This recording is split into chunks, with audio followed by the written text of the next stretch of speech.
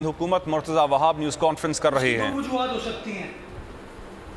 एक वजह तो ये कि पाकिस्तान की कप्तान को ये सोचना चाहिए कि महंगाई इतनी हो गई है कि बाज़ार में ख़रीदार नहीं है।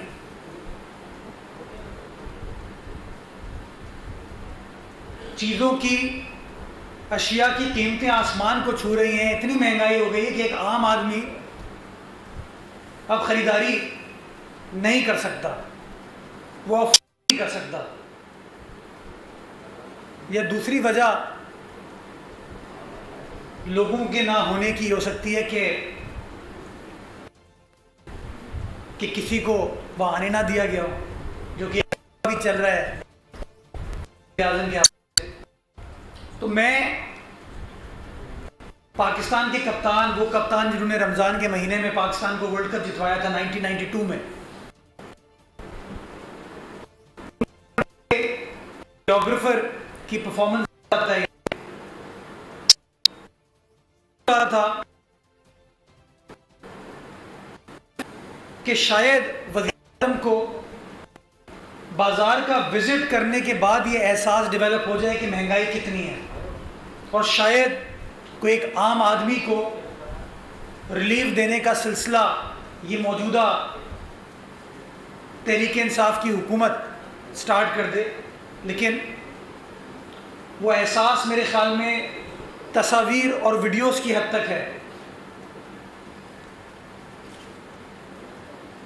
मैं पाकिस्तान के कप्तान को ये बताना चाहूँगा कि मेरे वज़ीर-ए-आज़म, मेरे कप्तान, पाकिस्तान में इन्फ्लेशन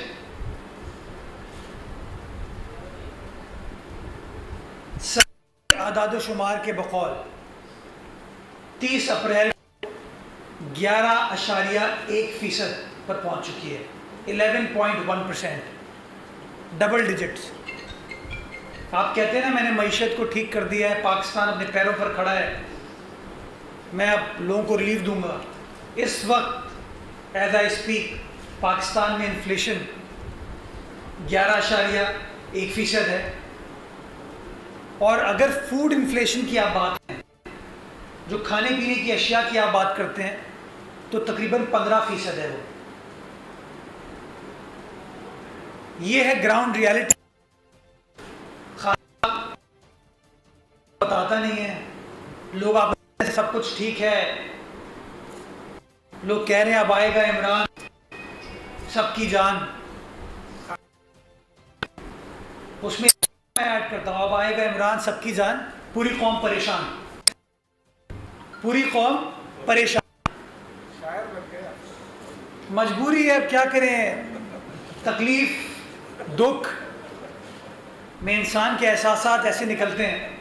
तो मैं बताना ये चाह रहा था कि 11.1% इन्फ्लेशन है इस वक्त, और जो आइटम्स हैं, फूड आइटम्स हैं, उसके लिए इन्फ्लेशन तकरीबन कोई 15% हो गई है।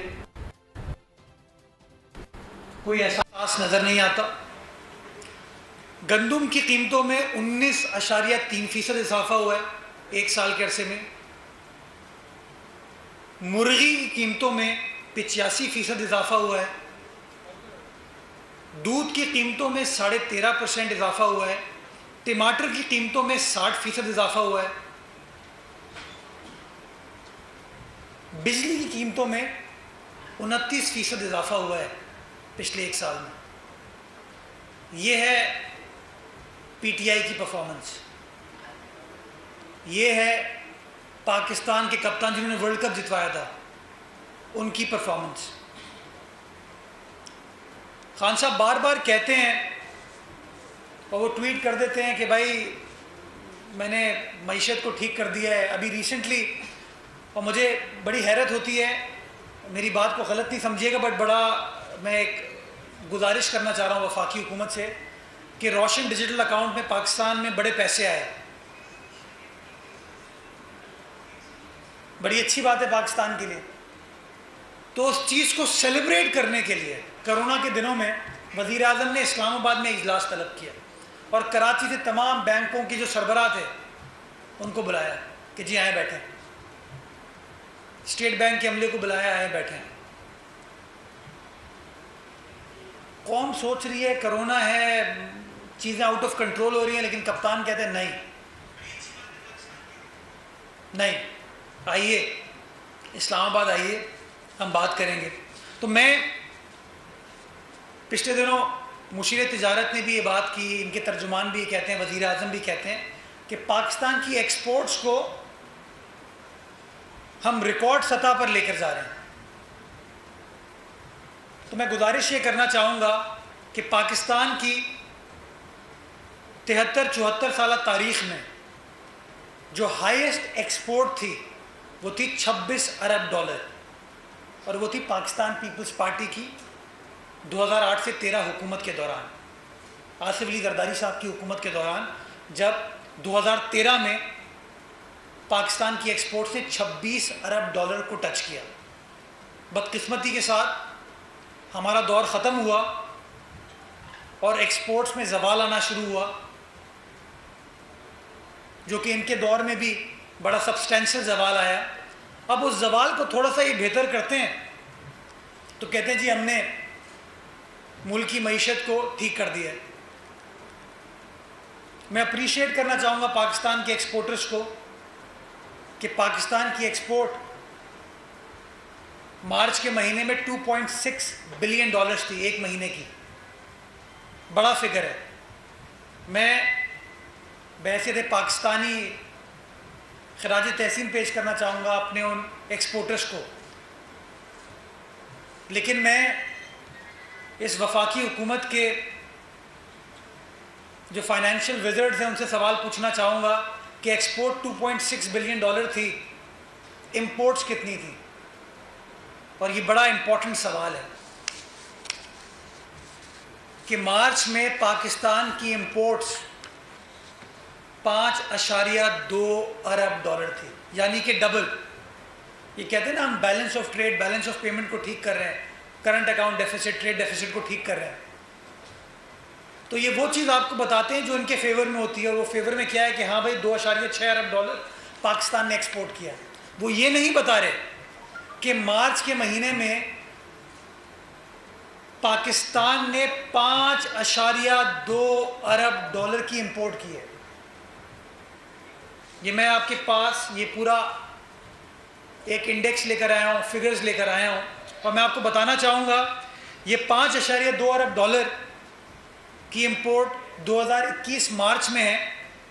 एक साल पहले मार्च 2020 में ये इंपोर्ट्स थी 3.3 अरब डॉलर, यानी कि ठीक एक साल पहले, तब भी इनकी हुकूमत थी, 3.3 अरब डॉलर थे, और आज एक साल बाद वो 5.2 बिलियन डॉलर्स पे है। 98%, 58% पाकिस्तान की इंपोर्ट्स में पिछले एक साल में इन्होंने इजाफा किया।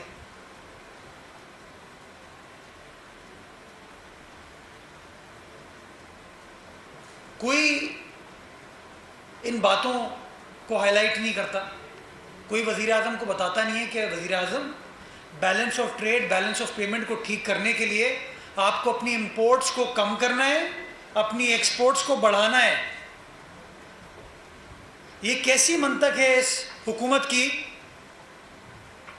कि इंपोर्ट्स को डबल कर दिया गया है एक्सपोर्ट के मुकाबले में, और एक साल का अगर आप मवाजना करते हैं तो 58%, 58% इजाफा हुआ है। ये मैं नहीं कह रहा हूँ, पाकिस्तान ब्यूरो ऑफ स्टेटिस्टिक्स के आदाद शुमार कह रहे हैं। पाकिस्तान जो कि एक एग्रो बेस्ड इकोनॉमी है, वो आज गंदम इंपोर्ट कर रहा है, चीनी इंपोर्ट कर रहा है, कपास हम इंपोर्ट कर रहे हैं। कपास, हम कहते हैं टेक्सटाइल हमारी इकोनॉमी की बैकबोन है। अभी भी सबसे बड़ा कंपोनेंट हमारे एक्सपोर्ट्स का टेक्सटाइल है। उस टेक्सटाइल का जो रॉ मटेरियल है कपास, वो पाकिस्तान इस वक्त इंपोर्ट कर रहा है। लम्हा फिक्रिया है ये पाकिस्तानी कौम के लिए। मैं आपको बताना चाहूँगा कि अभी पिछले 8 माह में 3.7 मिलियन बेल कॉटन की इंपोर्ट की है पाकिस्तान ने। 3.7 मिलियन बेल्स कॉटन की पाकिस्तान ने इंपोर्ट की हैं। और जो इंडस्ट्री से वाबस्ता लोग हैं वो बता रहे हैं कि अगले 3 माह में यानी कि 30 जून तक मज़ीद 3 मिलियन बेल कॉटन की पाकिस्तान इंपोर्ट करने जा रहा है। ये किया है पाकिस्तान की एग्रो इकोनॉमी के साथ पाकिस्तान तहरीक इंसाफ की हुकूमत ने। इसकी जिम्मेदारी तो आप पाकिस्तान पीपल्स पार्टी की हुकूमत या माजी की हुकूमतों के ऊपर नहीं डाल सकते ना, क्योंकि मैं तो मवाजना पिछले 2.5-3 साल का आपको दे रहा हूँ कि इंपोर्ट्स पिछले 1 साल में 58% क्यों बढ़ी हैं। इसलिए बढ़ी हैं कि आपने कॉटन की पैदावार की ऐसी की तैसी कर दी। आपने अपने फार्मर को प्रोटेक्ट ही नहीं किया, आपने अपने फार्मर के इंटरेस्ट को लुक आफ्टर ही नहीं किया। नतीजा ये हुआ कि आज पाकिस्तान इस क्राइसिस से गुजर रहा है। 15 लाख लोग पाकिस्तान में कपास उगाते हैं और मार्केट एस्टिमेट्स बताते हैं कि 60% पाकिस्तान की जो जिनिंग मिल्स हैं, कॉटन जिनिंग मिल्स, वो सब बंद हो चुकी हैं। बिजली महंगी, गैस मौजूद नहीं है, कपास इंपोर्ट करनी पड़ रही है। कैसे? तो मैं कप्तान को रिक्वेस्ट ये करूंगा कि सिर्फ एक्सपोर्ट्स पर फोकस ना करें, एक्सपोर्ट्स का ना बताएं, imports, trade deficit, current account deficit, balance of trade, balance of payment की बात करें।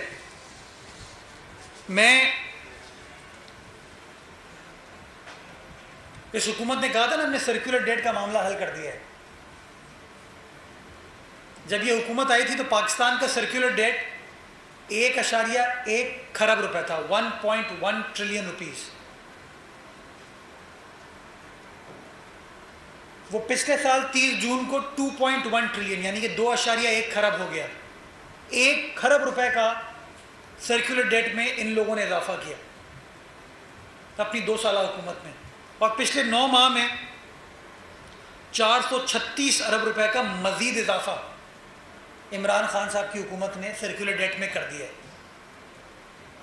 यानी कि अब इस वक्त जून तक जो एस्टिमेट है वो ये है कि पाकिस्तान का सर्कुलर डेट 2.6 ट्रिलियन रुपीस पर होगा, 2.6 खरब रुपए। ये है कप्तान की काबीना की परफॉर्मेंस, कप्तान की टीम की परफॉर्मेंस। बिजली, कल वज़ीर ख़ज़ाना का जो स्टेटमेंट है खुशाइंद है कि उन्होंने तायद की है पाकिस्तान पीपल्स पार्टी की, पाकिस्तान की अपोजिशन जमातों की, कि जो बिजली की कीमतें बढ़ाने जा रहे थे ये गलत है, इसको रिविजिट होने की ज़रूरत है। मैं उनको मुबारकबाद पेश करना चाहूँगा कि उन्होंने अच्छी बात की। पाकिस्तान पीपल्स पार्टी के वज़ीर ख़ज़ाना थे ना, तो कुछ अवाम का दर्द, कुछ एहसास उनको है। मुर्तज़ा वहाब न्यूज़ कॉन्फ्रेंस कर रहे हैं। दूसरी जानिब पाकिस्तान